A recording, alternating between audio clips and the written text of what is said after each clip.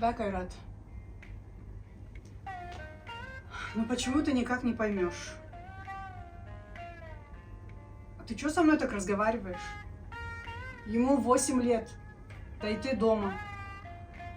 Сами разберетесь. Я жду клиента. Ты себе опять что-то напридумывал.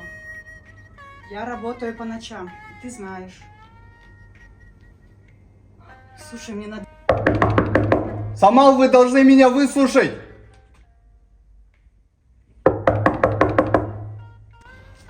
Войдите, дверь открыта.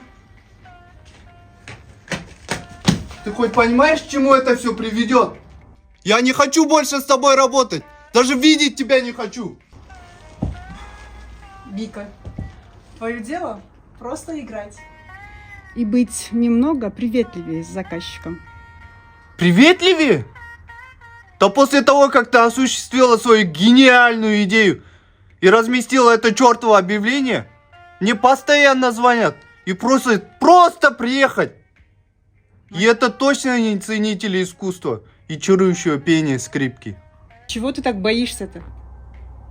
Вот он вызвал меня. Сказал, что скрипку можно не брать. Кайрат?